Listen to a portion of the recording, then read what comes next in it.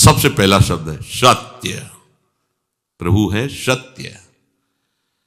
हरिश्चंद्र जी महाराज की सत्यता, दानशीलता, चराचर जगत की सेवा भावना और भगवद स्मृति, इसकी कसौटी के लिए महामहिम ब्रह्म ऋषि विश्वामित्र जी आए। उनका एक बहुत सुंदर वन था, एक विशाल वाराह उसको विध्वंस कर रहा था। मायाकृत वाराह को विश्वामित्र जी ने प्रकट किया। जितने सैनिक थे उसके भयवश भाग पड़े। ऐसा विशाल वाराह, कोई अस्त्र शस्त्र उसके काम नहीं कर रहा था। जाके सूचना दी तो चक्रवर्ती सम्राट थे, बलशाली भी थे, और का चिंता की बात नहीं। घोड़े पर सवार हुए वहां पहुंचे। जब वहां पहुंचे तो कोई वाराह नहीं, भगवान के महान महिम स्वरूप को जानने वाले विश्वामित्र जी, जिनके चरण भगवान दाबे हैं, चरण चापे हैं विश्वामित्र जी के। विश्वामित्र जी खड़े थे, प्रणाम किया साष्टांग। अहो भाग्य, आज तो भगवान हमारे ऊपर बहुत प्रसन्न हुए। आप जैसे महामहिम ब्रह्म ऋषि के दर्शन हो गए। प्रभु आज्ञा करो, आपकी क्या सेवा करें। घुटनों के बल बैठे हुए, हाथ जोड़े हुए विश्वामित्र जी से कहे,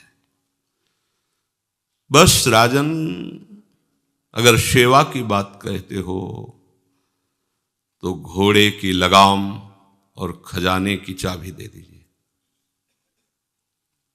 वो हंस पड़े, महाराज केवल 2 चीजें? हाँ, तुम दो तो दिया। फिर 20 भार स्वर्ण दक्षिणा में दीजिए।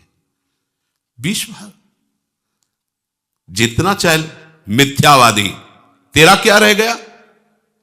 खजाने की चाबी मतलब मेरा पूरा खजाना। घोड़े की लगाम अर्थात जहां तक चक्रवर्ती सम्राट पद में तूने यात्रा की, मेरा सम्राट पद वही जो चारों तरफ विजय प्राप्त की। बात सत्य? हां, तो 20 भार स्वर्ण दक्षिणा में। महाराज, मेरी तो बुद्धि चकरा गई, सब कुछ आपका है, ये तो पक्का। अब ये 20 भार स्वर्ण, हमें उपाय बता दीजिए। तो इस राज्य से निकलो, तुम्हारे राज्य की सीमा के बाहर है काशी। काशी किसी राजा के शासन में नहीं, भगवान विश्वनाथ जी की नगरी है। जाओ वहां, छोड़ो ये राज्य और बिको, और तीनों के बिकने पर जो स्वर्ण राशि प्राप्त वो दे दो, हम संतुष्ट हो जाएंगे दक्षिणा में। देखो कसौटी। हां, सत्य को अपना जीवन बनाने वाले, सब कुछ भगवान का है, हम उनके दास हैं ऐसा मानने वाले, भगवान के भक्तों में श्रद्धा रखने वाले, उनके लिए कोई भी कष्ट, कोई कष्ट नहीं होता। सत्य संध के लिए प्राण चले जाएं, सर्वस्व नष्ट हो जाए, पर वो अपने मार्ग को नहीं छोड़ते। हरिश्चंद्र जी ने विश्वामित्र जी को देने के लिए अपने दक्षिणा के लिए काशी में गए। अब चक्रवर्ती सम्राट को कौन खरीद सकता, जानते तो सभी थे। जहां वो कहते मुझे कोई खरीद ले, पर मुझे 20 भार स्वर्ण चाहिए, मेरी पत्नी, उनकी शैव्या पत्नी। बड़ा मतलब कारुणिक प्रसंग है, जो महलों से बाहर कभी किसी ने देखा नहीं, वो बिकने के लिए अपने पति के साथ। देखो उनका पातिव्रत धर्म, कि आप हारे हो, हम थोड़ी हारे हैं, जाओ तुम्हें जहां जाना हो। और पुत्र रोहित कुंवर, तीनों साथ काशी में बिकने के लिए। कौन खरीदेगा? आज भी हरिश्चंद्र घाट है काशी में, तो वहां डोम स्वरूप में खरीदने वाले आए। कहा कि हमारी पत्नी, पुत्र और हम तीनों के बिकने पर मुझे 20 स्वर्ण भार चाहिए, जो दक्षिणा में देना है। बोले उनको तो नहीं खरीद सकता, मैं आपको खरीद सकता हूं श्मशान की रखवाली के लिए। बिक गए। एक ब्राह्मणी ने उनकी पत्नी को खरीदा, तो बच्चा उन्हीं के साथ रहेगा। उसने दोनों की धनराशि मिलाकर दक्षिणा विश्वामित्र को, विश्वामित्र जी वहां से चले गए। अब वो कैसे कठिन कष्ट को सह रहे हैं। जो चक्रवर्ती सम्राट, उसकी दिनचर्या क्या होगी? एक धर्मात्मा सत्यवादी। और अब दिनचर्या क्या है इनकी? ड्यूटी, सेवा लगा दी। श्मशान में जो भी शव फूकने आवे उसे कर लेना।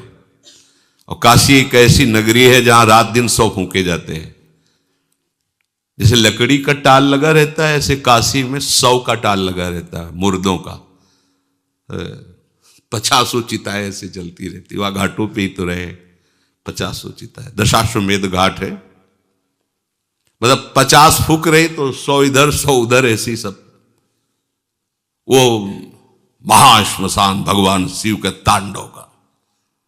चिता भस्माले पो करल मसनम दिक्पट धरो, जटाधारी कंठे भुजग पतिहारी पशुपति कपाली भूतेशो। महामहिम शिव की वो तांडव स्थली है। उसे हट कर हरिश्चंद्र घाट है। सोचो जरा, ऐसा महामहिम चक्रवर्ती सम्राट की सुविधा में पलने वाला शरीर, श्मशान में 24 घंटे की सेवा। भरण पोषण करने वाला मालिक कौन? डोम, उसकी आज्ञा पर।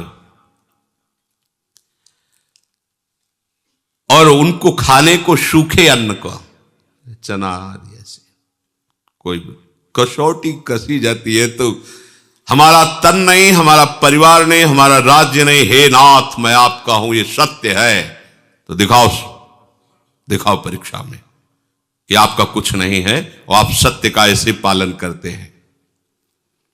जो वहां कर मिलता था उसे जाकर के मालिक को देना और हर समय श्मशान में रखवाली करना। जब विश्वामित्र ने ये देखा, ये तो पूरे के पूरे पास हो रहे हैं, मृत्यु को आज्ञा दी, तत्काल प्रारब्ध की रचना बदला जाए और इनके पुत्र को मारा जाए। सांप बन करके डस मर गया। जिस ब्राह्मणी के यहाँ थे उसने कहा कि मैं तो खरीद चुकी हूं सेवा के लिए, ये थोड़ी हम तुम्हारे बच्चे के संस्कार के लिए पैसे लगाएं। वो एक बार में खरीद लिया, आप करो जैसा करना हो। हरिश्चंद्र जी महाराज श्मशान में, इसके पास एक भी कोई सुविधा नहीं, क्योंकि बिके हुए के पास क्या सुविधा होती है? तो मालिक जैसे रखता है वैसे रखना होता है। बच्चे को गोद में लेकर के, अब मां का हृदय तो मां का होता है ना, अंदर से महान दुखी कि कम से कम सही माने में संस्कार तो कर दे। मांगना तो है नहीं स्वभाव में, बिके हुए को मांगने का अधिकार नहीं होता। मालिक की तरफ से कुछ मिलना नहीं।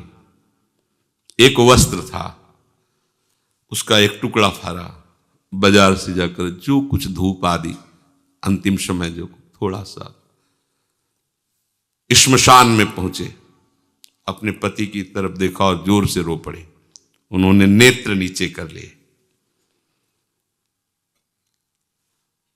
हरिश्चंद्र जी ने कहा, सावधान, मेरे मालिक का ये श्मशान घाट है, यहां अगर अपने बच्चे का शव दाह करना है तो आपको कर देना होगा।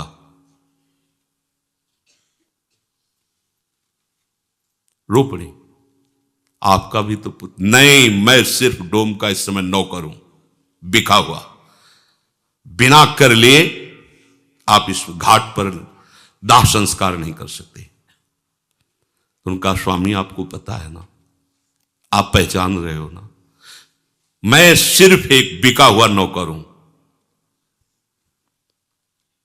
अगर आप यहां संस्कार करना चाहती है तो आपको कर देना होगा। तो आप ही बता दो ना कि अब कर में क्या दूं? शरीर भी तो बेच दिया है, क्या है? एक पुत्र है, वो भी मृत्यु को प्राप्त हो गया है। आपकी ही सत्यता का पालन करने के लिए सब है। आप ही बोल दो ना क्या कर। तो जितना वस्त्र बचा उसका अगर आधा आप दे दो तो इसी को हम कर मान करके आपको आदेश कर देंगे। रक्षा में श्मशान में रहते थे, इसलिए उनके पास अस्त्र था ही, उससे वस्त्र कर के रूप में लिया। देखो कैसी भगवान की कसौटी, अपने लोग कसौटी 100 ग्राम बर्फी में ईमान खो देंगे, प्रभु को भूल जाएंगे। कसौटी लायक कहाँ है यार। तभी कह रहे कि आप सोचो प्रभु ने आपको क्या दिया है। आप लोगों को क्या भगवान हमको दिया है? तुम्हें सत्संग का महत्व पता है? तुम्हें धाम का महत्व पता है? तुम्हें नाम का महत्व पता है? तुम्हें उपासना का महत्व पता है? नहीं। फिर भी हमें ऐसी अमूल्य चीज दे दी प्रभु ने, और कोई कसौटी नहीं की। कसौटी लायक नहीं तो कसौटी क्या करे? कसौटी तो इन महापुरुषों की होती है। प्रभु सर्वत्र हैं, मैं धोखा नहीं कर सकता, आपको कर देना ही होगा। फूट फूट करके रो रहे हैं। लेकिन जो सत्य प्रतीक भगवान का भक्त होता है कभी, अरे बड़े लीला बिहारी, बड़े लीला बिहारी, मतलब ये तो अपने लोग कलयुग के भक्त है, पूरी छूट है। हाँ, राधा राधा को, रबड़ी रसगुल्ला पाओ, जय हो।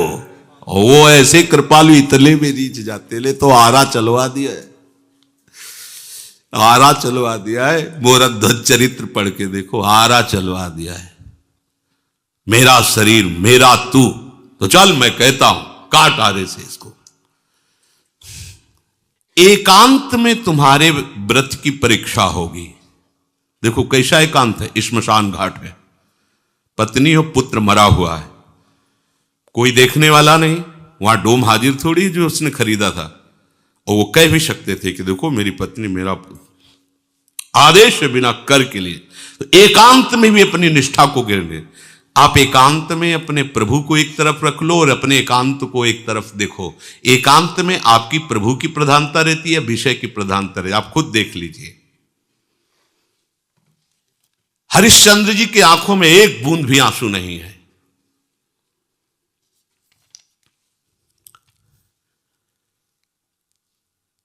जे ही वस्त्र फाड़ करके कर के लिए देने को विश्वामित्र जी प्रकट हो, बस बस हो गया। तो उनका क्या प्रभु बोले, बस यही देखना चाहता है कि तुम सत्य में वास्तविक दृढ़ हो। उठो। जीविका तो पुत्र उठ गया, क्योंकि तत्काल उस अशुभ प्रारब्ध को भेजा गया था और कहा ये अपनी चाबी लो, ये अपनी लगाम लो, और देखो हमारे साथ कौन कौन आया हुआ है।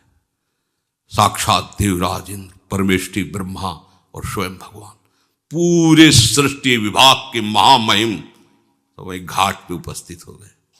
तुम्हारे जैसा धर्म का पालन करने वाला, सत्य का पालन करने वाला कोई बिरला ही होगा। आशीर्वादों की झड़ी लगा दी देवराज इंद्र, भगवान ब्रह्मा, भगवान हरि। धर्म सब कुछ नष्ट हो जाए, अपनी निष्ठा नहीं, पर अपनी एक तरफ प्रभु को रख के देखो। जब ये बातें पढ़ते हैं तो देखो एकदम चूर चूर अहंकार हो जाता है। ऐसे माने घूमते हम बड़े भगत, हम बड़े। जब ये सब बातें महापुरुषों की पढ़ तो एकदम ऐसे कि कहाँ हो, जरा सी बात आती है तो प्रभु इस पक्ष में छोड़ के हम जगत के पक्ष में। आपने बड़ी कृपा कर दी, हमें कपड़ा दे दिया, भोजन दे दिया, पैसा दे दिया, सुविधा दे। इधर भूल गए, इधर मायाकृत रचना में आ गए। आप अंदर से देखो, ये अंदर की बातें, भले बाहर से न कहे। अतएव भगवत मार्ग में चलने वाले की दृष्टि में केवल भगवान ही लाभ होने चाहिए, और सब कुछ ये लाभ नहीं है। यह लाभ शंकर माना, भगवान के भक्तों के संग से भगवत प्रेम में अश्रु बह रहे, ये लाभ है, ये महान लाभ है। भोग प्राप्ति में नहीं, भगवत प्राप्ति में लाभ है। ये विष भरी मिठाई है, यहां का प्रणाम नमस्कार, यश कीर्ति, यहां की धन संपत्ति का गर्व। अगर आप इस त्याग के मार्ग पर सुदृढ़ अर्थात मजबूत कदम चलाओगे तो भगवान आपके मिलने के लिए तैयार है। हरिश्चंद्र को वापस राज्य मिला, स्वस्थ, सुशील और ज्ञान संपन्न उसी समय बेटा हो गया। जीवन में बीमार नहीं होगा, सब बिना शास्त्र पढ़े उसके स्फुरित हो गए। देखो और भगवान ने साक्षात उनको दर्शन दिया। अगर थोड़ा भी ये सब मिलता, राज्य भी वापस कर देते, वो तो केवल देख, लेकिन उनका यश न गाया जाता, कहीं भी हिले नहीं, बेच दिया अपने आप को। ऐसा कि भाई आपने तो नहीं कहा था कि पूरा राज्य दे दो, ऐसा कैसे फंसा लिया आपने? कुछ नहीं। हाँ, उनका ठीक बात आपने कही, खजाने की चाबी और घोड़े की लगाम, जहां तक सम्राट का राज्य होता है सब कुछ आपका हो गया, अब मैं बिक करके आपको दूंगा। कहीं रोष नहीं कि आपने छल किया। एक तरफ भोग आएगा और दूसरी तरफ भगवान। अब आपकी कसौटी हो रही प्रतिपल, आप भोग को स्वीकार करते हैं या भगवान को? तो हम क्या करते हैं, भोग भगवान को लगा के प्रसाद स्वीकार करते हैं, सीधे भोग नहीं। वो सीधे भोग प्रियालाल को हो, प्रसाद अपने, प्रसाद हमारा जीवन है। प्रसादे सर्व दुखा नाम हानिरस्य उपजायते, हमारा जीवन ही प्रसाद हो गया। आप भोगों को चाहेंगे या प्रभु को? आप देख लो, तुम्हारी निष्ठा ही सिद्ध कर देगी तुम क्या हो। विषयासक्त हो तो याद कर लो, पग पग पर तुम्हें क्लेश, अशांति, दुख और पाप बढ़ेगा। सुख किसे कहते सोच भी नहीं सकते। यह हम तुम्हें बहुत सावधानी की बात कहते हैं। तुम अपनी संपत्ति को महत्व देते हो या प्रभु को? तुम्हारे साथ क्या जाएगा यहां से? अरे मृत्यु के पूर्व ही सब कुछ नाश हो रहा है, तुम देख रहे हो, फिर मृत्यु आने पर शरीर का ही नाश हो जाएगा, जाएगा क्या? तो सावधान हो करके आप इससे प्रभु को क्यों नहीं प्राप्त कर लेते? इससे अपना भाव हटा लीजिए। हमारी संपत्ति दंपत्ति है, हमारा सुख उनकी सेवा है। कुंज महल की टहल सुख, दंपत्ति संपत्ति पाई है। हम यहां जो कर्म कर रहे हैं उसके अंतर में देखो, भोग की प्रेरणा से कर्म हो रहा है, भगवत प्रेरणा से हो रहा है। भगवत प्रेरणा से होगा तो शास्त्र सम्मत होगा, भगवत प्रसन्नता के लिए होगा। और अपनी इंद्रियों की प्रसन्नता के लिए होगा तो शास्त्र विरुद्ध हो जाएगा, और वो भोग की प्रेरणा से हो रहा है। दोनों बात साधक को देखनी कि भगवत प्रेरित कर्म है या भोग प्रेरित कर्म है। यदि हमारे कर्म में हेतु है भगवत प्राप्ति और उसका प्रयोग है जनमंगल, तो भगवत प्रेरित हो रहा है। अगर हेतु है अपने इंद्रियों का भोग, इंद्रियों का सुख, और अंदर से भाव है कि मुझे सुख मिले, दुनिया में आग लगे कोई, यह है भोग प्रेरित। कहां से भगवत भाव आएगा? ऐसे आदमी वैर करते रहते हैं, हिंसा करते रहते हैं, पाप करते रहते हैं, भले वो कुछ भी दिखावें। उनकी वृत्ति प्रभु में नहीं लग सकती। देखो, जो प्रभु का जन होता है, बड़े से बड़ा भोग उसे विचलित नहीं कर सकता। अपने लक्ष्य पर दृढ़ रहता है। भगवान की प्रेरणा से, भगवान की आज्ञा से दिव्यास्त्र लेने के लिए अर्जुन जब देवलोक को गए, स्वर्ग को बताया है सत्संग में, तो अर्जुन को अपने आधे सिंहासन पर देवराज इंद्र ने बैठाला। एक तो पुत्रवत भाव, दूसरे भगवान के सखा है। सभा में स्वर्ग की सबसे सुंदर अप्सरा सी उर्वशी जी है। ये भगवान नारायण की जंघा से इनका प्रादुर्भाव हुआ है। इनकी जैसी कोई दूसरी अप्सरा नहीं। वो जब सभा में नृत्य गान के लिए आई तो अजान बाहु अर्जुन, कमल नयन, भगवान के प्रतिरूप है अर्जुन जी। वो देखती रह गई अर्जुन जी को। अर्जुन भी बड़ी एकाग्रता से उर्वशी जी को देख रहे थे। देवराज इंद्र की दृष्टि पड़ी। सभा संपन्न होने के बाद उर्वशी जी को बुलाया और कहा, आप अर्जुन पर आसक्त हैं क्या? तो बोले, कोई भी आसक्त हो सकता है, वो ऐसे शूरवीर है। बोले, जाओ आज उनकी सेवा में उपस्थित हो, हमारा आदेश है। उर्वशी जी जहां से चलती है तो उनके साथ जैसे कोहरा छाया हुआ, ऐसे घना अंधकार रहता है आसपास, कोई दूसरा देख नहीं सकता बादलों का। और सौरभ से सुवासित वो मार्ग अपने आप हो जाता है जहां से उर्वशी जी अर्जुन के महल में पहुंची। अर्जुन ने जी देखा, उर्वशी जी आई, आसन से उतर पड़े और घुटने के बल होकर के वो किसी और भाव से आ रहे तो कांप गए। ये क्या, तुम जानते नहीं हो तुम क्या कर रहे हो। अर्जुन का जानता हूं, मेरी माता कुंती और आप में बिल्कुल मुझे फर्क नजर नहीं आ रहा। माता माद्री और माता कुंती, उसी दृष्टि में आप मेरी हो। बहुत रोषा है। ऋषि जिनका देवराजेंद्र ने आदेश किया है आपकी सेवा में उपस्थित होने, आप ऐसा व्यवहार मत कीजिए, अर्जुन जी से कहा।